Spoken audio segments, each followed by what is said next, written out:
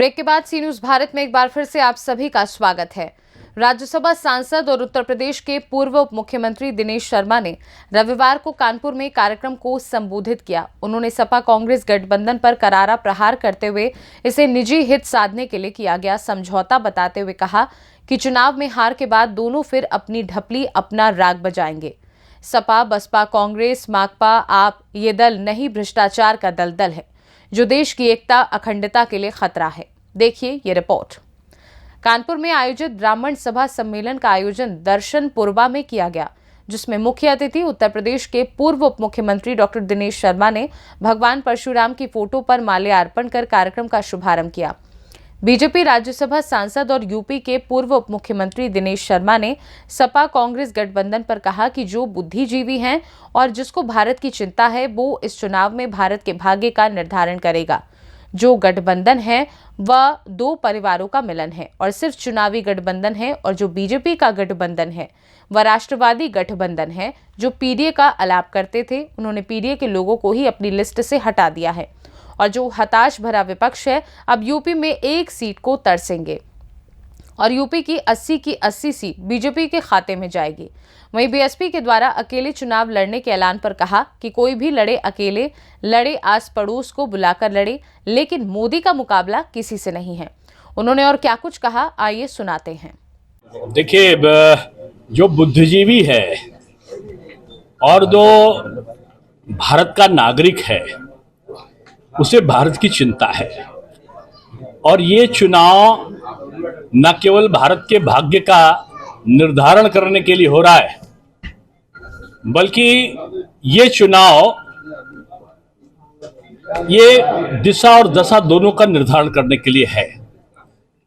आज ये जो सपा और कांग्रेस का गठबंधन है ये दो परिवारों का मिलन है।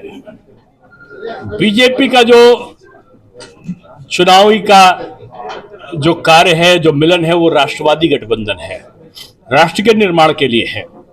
ये दो परिवारों को बचाने का गठबंधन का नाम सपा और बसपा का गठबंधन है। ये पीडीए का आलाप करते थे और पीडीए का आलाप करते करते पीडीए के लोगों को ही जो उनकी सूची आती उसी से हटा दिए थे। आज ये हताश, निराश, अवसादग्रस्त विपक्ष का हताशापूर्ण प्रदर्शन पूरे भारतवर्ष में है। ये पहला चुनाव आजादी के बाद है जिसको जनता स्वयं लड़ रही है, और मैं समझता हूं कि उत्तर प्रदेश में एक सीट पाने के लिए ये सपा, बसपा और कांग्रेस ये तरसेंगे। बीजेपी 80 सीटों को जीतकर एक नया रिकॉर्ड भारत के इतिहास में बनाएगी। और जो नारा है ना कि अब की बार 400 पार, तो 400 पार का संकल्प पूरा करेगी। अभी हमारी विस्तार योजना के अंतर्गत कानपुर लोकसभा, अकबरपुर लोकसभा और उन्नाव लोकसभा के लोकसभा विस्तारक, लोकसभा पालक, विधानसभा विस्तारकों की भी चुनावी समीक्षा भी हम करेंगे। और निश्चित रूप में मुझे देखकर खुशी हुई कि कानपुर और पूरे प्रदेश का वातावरण मोदीमय है, और निश्चित रूप में अब शीतलहर से हम लोग ग्रीष्म काल में जा रहे हैं। लेकिन वो जो लहर, जो शीतलहर के समय राम लहर और उसके बाद मोदी लहर चली है, वो अब लहर से तूफान में बदल रही है। और मैं समझता हूँ कि लोकसभा चुनाव एक पक्षी चुनाव होंगे। राहुल गांधी उत्तर प्रदेश से चुनाव न लड़के वायनाड से लड़ रहे हैं। वायनाड में भी हार के आएंगे, आप विश्वास रखो। इतना उनको आश्वासन दे दो कि उनको पारिवारिक व्यवस्थाओं को ठीक करने का समय पूरा भारतवर्ष की जनता देने जा रही है, और ये उनके प्रति सहानुभूति लोगों की है कि वो अपना घर गृहस्थी बसाएं और अपने परिवार को सुखी, वो जैसे परिवार के सुख के लिए दो दलों का गठबंधन कर रहे हैं, तो वैसा वो अपने पारिवारिक गठबंधन चुनाव के बाद करने का अवसर जनता उनको देगी। राहुल और अखिलेश का जो गठबंधन है क्या असर डालेगा इस चुनाव में? उनका आपस में एक दूसरे पर असर डालेगा, और असर ये डालेगा कि जमानत जब्त होने में पिछली बार कांग्रेस ने रिकॉर्ड तोड़ा था विधानसभा चुनाव में। आपको पता होगा कई 100 सीटों पर उनकी जमानत जब्त हुई थी। अब की लगता है कि उनका जो बड़ा सहयोगी कांग्रेस का है, समाजवादी पार्टी, अब की जमानत जब्त होने में वो कांग्रेस को पिछाड़ेंगे। मायावती अकेले लड़ेंगी, बोले अच्छी सीट लाएंगे हम। अब निश्चित हर व्यक्ति अपनी ये आशा रखता है, और अब कोई अकेला लड़े, कोई मिलकर लड़े, या कोई आस पड़ोस से बुलाकर लड़े, अब मोदी जी का मुकाबला किसी से नहीं है। इनका सबका मुकाबला आपस में एक दूसरे से है। हरियाणा के मुख्यमंत्री ने इस्तीफा देकर मंत्री ने इस्तीफा देकर कांग्रेस ज्वाइन किया हुआ है।